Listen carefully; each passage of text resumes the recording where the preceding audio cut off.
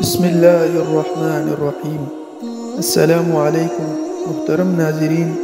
سلطان محمود غزنوی رحمہ اللہ کو مخالفین بہت بدنام کرتے ہیں کہ انہوں نے تلوار سے اسلام پھیلایا ہے، مگر تاریخ میں ان کا ایک واقعہ لکھا ہے کہ اس سے ان کی رحم دلی اور شفقت کا اندازہ ہوتا ہے، اور یہ کہ غلاموں کے ساتھ ان کا برتاؤ کیا تھا۔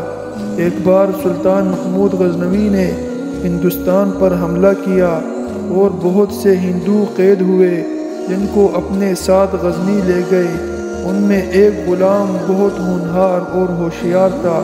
اس کو آزاد کر کے سلطان نے ہر قسم کے علم و فنون کی تعلیم دی۔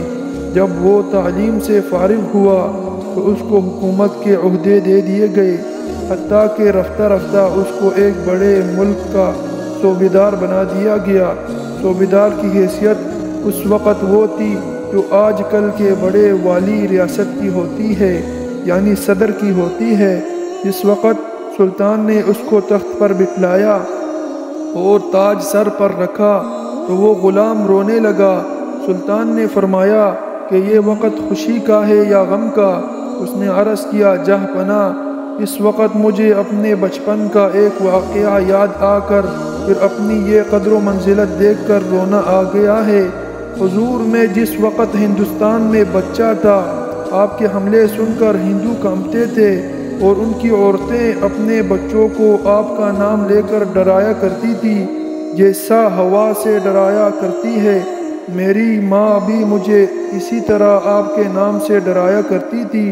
میں سمجھتا تھا کہ نامعلوم محمود کیسا ظالم و جابر بادشاہ ہوگا، حتیٰ کہ آپ نے خود ہمارے ملک پر حملہ کیا اور اس فوج سے آپ کا مقابلہ ہوا جس میں یہ غلام بھی موجود تھا۔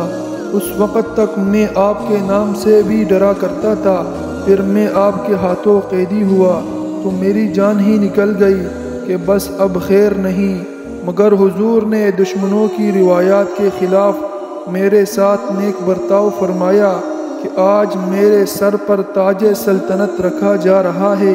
تو اس وقت میں خیال کر کے رونے لگا کہ کاش آج میری ماں ہوتی تو میں اس سے کہتا کہ دیکھ، یہ وہی محمود غزنوی ہے جس کو ہوا بتلایا کرتی تھی، جس کی ہمیں لوریاں دیا کرتی تھی، جس کے نام سے تم ہمیں ڈرایا کرتی تھی۔ امید کرتا ہوں کہ آپ کو آج کی ویڈیو اچھی لگی ہوگی۔ اگر آپ کو ہماری آج کی ویڈیو اچھی لگی ہے تو ویڈیو کو لائک کریں اور اس طرح کی مزید معلوماتی ویڈیوز کو دیکھنے کے لیے ہمارے چینل کو سبسکرائب کریں۔ ملتے ہیں ایک نئی ویڈیو میں۔ اللہ حافظ۔